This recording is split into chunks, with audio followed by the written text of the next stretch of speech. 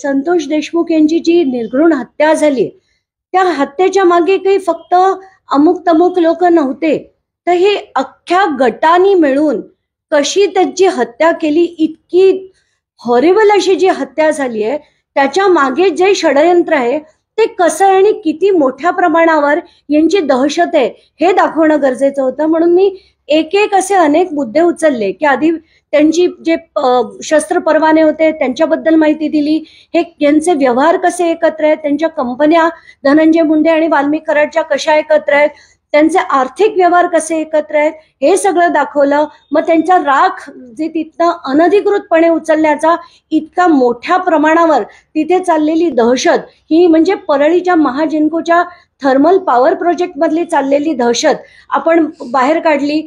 आणि त्याच्यात म्हणजे जवळजवळ 500 ते 600 टिपर गाड्या या रोजच्या रोज जातात. म्हणजे किती मोठ्या प्रमाणावर तिथे भ्रष्टाचार होतो. बरं, मग आपण वाळू माफिया झाली, राख माफिया झाली, पवनचक्क्यांच्या घोटाळ्यात जसं आपण म्हटलं की आधी खंडणी मागण्यात आली, खंडणी जेव्हा नाही दिली गेली तिथल्या त्या अधिकाऱ्याचं अपहरण देखील केलं गेलं होतं मे महिन्यात, आणि त्यांनी वारंवार तक्रारी देऊन सुद्धा त्यांच्यावर कारवाई झाली नव्हती. कराडांवर, कराडांच्या फोनवरनं जरी फोन जरी गेला होता विष्णू चाटे यांचा, तरी देखील त्याच्यावर कारवाई झाली नाही. याचा अर्थ कोणाचा तरी राजकीय वर्दस्त होता. म्हणून आपण एक एक त्यांची प्रकरणं बाहेर काढत गेलो. आणि आत्ताच्या घटकेला ही जी व्यंकटेश्वरा इंडस्ट्रियल सर्व्हिसेस ही जी कंपनी आहे त्याच्यात मोठ्या प्रमाणावर म्हणजे त्याच्यात आत्ताच्या घटकेला राजश्री धनंजय मुंडे या डायरेक्टर आहेत. या व्यतिरिक्त मी जे काल ट्विट केलं त्यात की पर्सनल मध्ये नाव वाल्मिक बाबूराव कराड यांचं आहे. आणि या कंपनीने 19 पर्यंत फ्लाय ॲश दिली.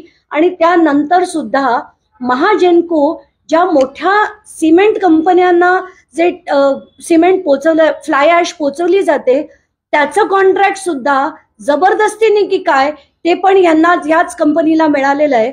तर हे जे दाखवत आहे आपल्याला की सगळीकडे यंत्रणांवर कंट्रोल, रेव्हेन्यू ऑफिसेसवर कंट्रोल, पोलीस डिपार्टमेंटवर कंट्रोल, सगळे उद्योगधंदे त्यांचेच. या व्यतिरिक्त मी एक वाईनचा खुलासा देखील केला, कारण मी जेव्हा बीडला गेले होते मला असं सांगण्यात आलं होतं की यांच्या मोठ्या प्रमाणावर वाईनचे देखील बार्स वगैरे आहेत. तर मी म्हटलं आपण उगाच ऐकव्यात माहितीवर नको जाऊया. मी सुप्रिटेंडंट ऑफ एक्साईजची भेट घेतली, त्यांच्याकडनं सगळ्या याद्या काढल्या.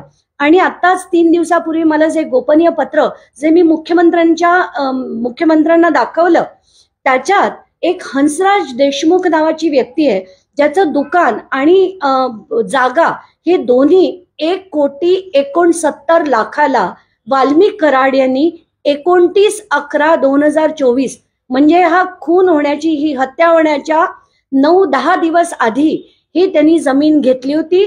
आणि ही जमीनच घेतली होती आणि दुकानच घेतलं होतं का, याचा जेव्हा शहानिशा करताना मी बघितलं की 29 तारखेला रजिस्ट्रेशन केलं, पण त्याच्या आदल्या दिवशी नगरपंचायती केसकडे त्यांनी दारूचं वाईन शॉप चालू करण्याचा NOC मागितलं.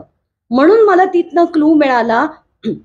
आणि मी जेव्हा ती यादी होती ज्याच्यात वाईन शॉप, बार शॉप्स आणि परमिट रूमची FL2, FL3 आणि CLचे जेव्हा मी पूर्ण तपास केला, तर त्याच्यात हेच हंसराज देशमुख सुद्धा आहेत. या हंसराज देशमुखांची वाईन शॉप एक आहे, म्हणजे त्यांच्याकडे FL2 लायसन्स पण आहे आणि FL3 लायसन्स 2 आहेत. म्हणजे एकूण 3 लायसन्सेस या हंसराज देशमुखकडे आहेत. आणि त्यांचं जे वाईन शॉप आणि त्यांची जागा ही वाल्मिक कराडने घेतली होती. आता असे हळूहळू अनेक खुलासे बाहेर येतील. पण म्हणूनच लोकांना हे समजून घेणं गरजेचं आहे की यांची जात, पात, धर्म याच्यात कृपया पडू नका. ही माणसं चांगली नाही आहेत, ही विकृत आणि गुन्हेगारी प्रवृत्तीची आहेत आणि यांना शिक्षा ही झालीच पाहिजे. रत्नागिरी 24 न्यूज चॅनलला आताच सबस्क्राइब करा आणि शेअर करायला विसरू नका.